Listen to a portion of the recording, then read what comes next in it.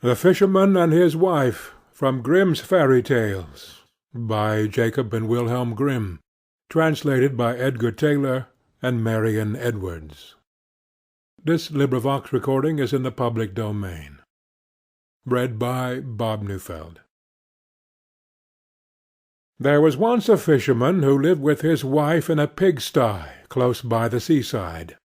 The fisherman used to go out all day long a-fishing, and one day, as he sat on the shore with his rod, looking at the sparkling waves and watching his line, all of a sudden his float was dragged away deep into the water, and in drawing it up he pulled out a great fish. But the fish said, "Pray let me live. I am not a real fish. I am an enchanted prince. Put me in the water again, and let me go." "Oh," said the man, "you need not make so many words about the matter. I will have nothing to do with a fish that can talk. So swim away, sir, as soon as you please." Then he put him back into the water, and the fish darted straight down to the bottom, and left a long streak of blood behind him on the wave. When the fisherman went home to his wife in the pigsty, he told her how he had caught a great fish, and how it had told him that it was an enchanted prince, and how, on hearing it speak, he had let it go again. "Did you not ask it for anything?" said the wife. "We live very wretchedly here in this nasty, dirty pigsty. Do go back and tell the fish we want a snug little cottage." The fisherman did not much like the business. However, he went to the seashore, and when he came back there the water looked all yellow and green, and he stood at the water's edge and said, "O man of the sea, hearken to me. My wife Isabel will have her own will, and hath sent me to beg a boon of thee." Then the fish came swimming to him, and said, "Well, what is her will? What does your wife want?" "Ah," said the fisherman, "she says that when I had caught you I ought to have asked you for something before I let you go. She does not like living any longer in the pigsty, and wants a snug little cottage." "Go home, then," said the fish. "She is in the cottage already." So the man went home, and saw his wife standing at the door of a nice trim little cottage. "Come in," said she. "Is not this much better than the filthy pigsty we had?" And there was a parlour, and a bedchamber, and a kitchen, and behind the cottage there was a little garden, planted with all sorts of flowers and fruits, and there was a courtyard behind, full of ducks and chickens.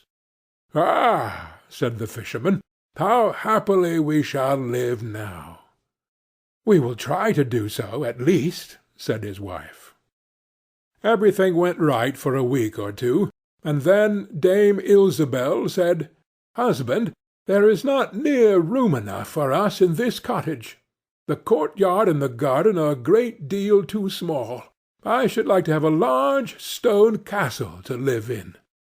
Go to the fish again, and tell him to give us a castle." "Wife," said the fisherman, "I don't like to go to him again, for perhaps he will be angry. We ought to be easy with this pretty cottage to live in."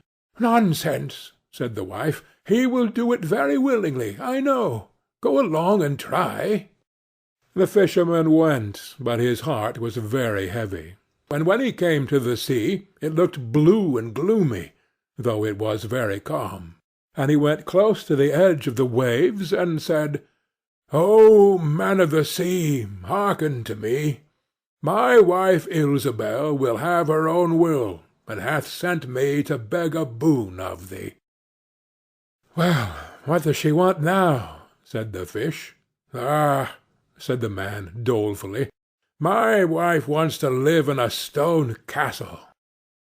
"Go home, then," said the fish. "She is standing at the gate of it already." So away went the fisherman, and found his wife standing before the gate of a great castle. "See," said she, "is not this grand?" With that they went into the castle together, and found a great many servants there, and the rooms all richly furnished and full of golden chairs and tables. And behind the castle was a garden, and around it was a park 1/2 a mile long, full of sheep and goats and hares and deer. And in the courtyard were stables and cowhouses. "Well," said the man, "now we will live cheerful and happy in this beautiful castle for the rest of our lives." "Perhaps we may," said his wife, "but let us sleep upon it before we make up our minds to that." So they went to bed. The next morning, when Dame Ilsebel awoke, it was broad daylight, and she jogged the fisherman with her elbow, and said, "Get up, husband, and bestir yourself, for we must be king of all the land." "Wife, wife," said the man, "why should we wish to be the king? I will not be the king." "Then I will," said she. "But, wife," said the fisherman, "how can you be king? The fish cannot make you a king." "Husband," said she, "say no more about it, but go and try. I will be king." So the man went away quite sorrowful to think that his wife should want to be king. This time the sea looked a dark grey colour, and was overspread with curling waves and the ridges of foam, as he cried out, "O man of the sea, hearken to me. My wife Ilsebel will have her own will, and has sent me to beg a boon of thee." "Well, what would she have now?" said the fish. "Alas," said the poor man, "my wife wants to be king." "Go home," said the fish. "She is king already."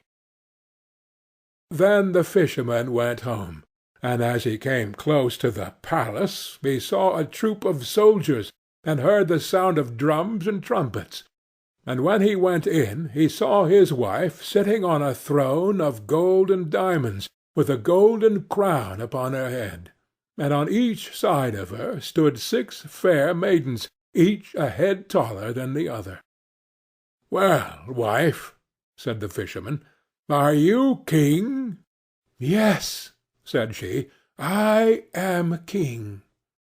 And when he had looked at her for a long time, he said, "Ah, wife, what a fine thing it is to be king! Now we shall never have anything more to wish for as long as we live." "I don't know how that may be," said she. "Never is a long time. I am king, it is true, but I begin to be tired of that, and I think I should like to be emperor." "Alas, wife, why should you wish to be emperor?" said the fisherman. "Husband," said she, "go to the fish.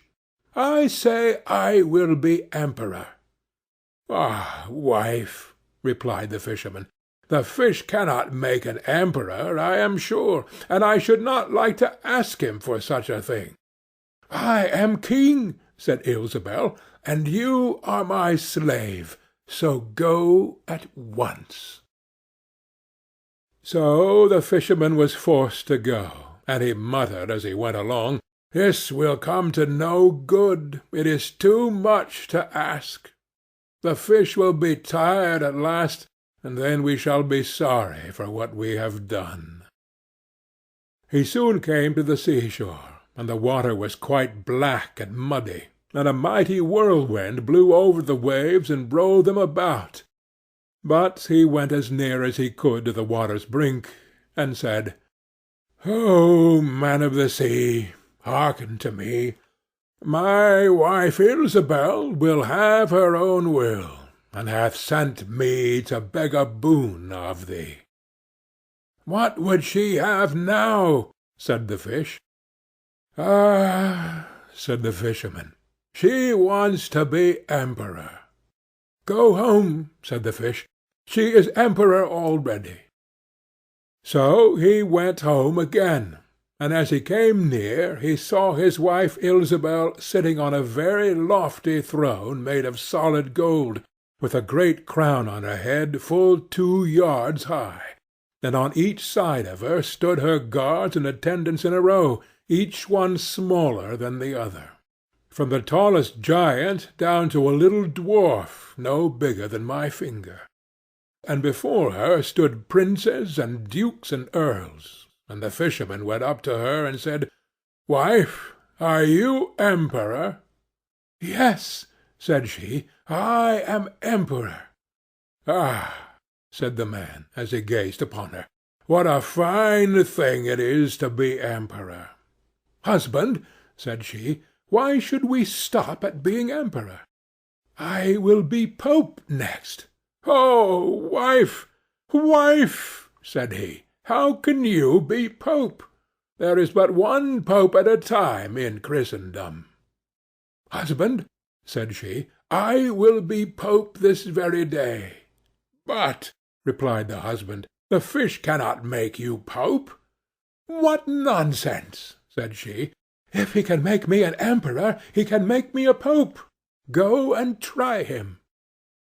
So the fisherman went, but when he came to the shore the wind was raging, and the sea was tossed up and down in boiling waves, and the ships were in trouble, and rolled fearfully upon the tops of the billows. In the middle of the heavens there was a little piece of blue sky, but towards the south all was red, as if a dreadful storm was rising. At this sight the fisherman was dreadfully frightened, and he trembled so that his knees knocked together. But still he went down near to the shore, and said, "Oh, man of the sea, hearken to me. My wife Ilsebil will have her own will, and hath sent me to beg a boon of thee." "What does she want now?" said the fish. "Ah," cried the fisherman, "my wife wants to be pope." "Go home," said the fish. "She is pope already." Then the fisherman went home, and found Ilsebil sitting on a throne that was 2 miles high, and she had 3 great crowns on her head, and around her stood all the pomp and power of the church. And on each side of her were 2 rows of burning lights, of all sizes, the greatest as large as the highest and biggest tower in the world, and the least no larger than a small rushlight. "Wife," said the fisherman, as he looked at all this greatness, "are you pope?" "Yes," said she, "I am pope." "Well, wife," replied he, "it is a grand thing to be pope, and now you must be easy, for you can do nothing greater." "I will think about that," said the wife. Then they went to bed, and Dame Ilsebil could not sleep all night for thinking what she should be next. At last, as she was dropping asleep, morning broke, and the sun rose. "Ha!" thought she, as she woke up and looked at it through the window, "after all, I cannot prevent the sun rising." At this thought she was very angry, and wakened her husband, and said, "Husband, go to the fish, and tell him I must be lord of the sun and moon."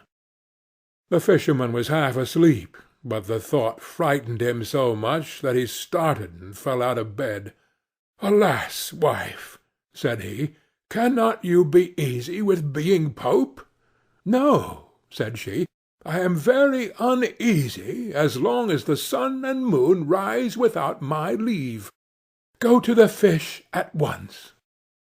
Then the man went shivering with fear, and as he was going down to the shore a dreadful storm arose, so that the trees and the very rocks shook, and all the heavens became black with stormy clouds, and the lightnings played and the thunders rolled, and you might have seen in the sea great black waves swelling up like mountains, with crowns of white foam upon their heads.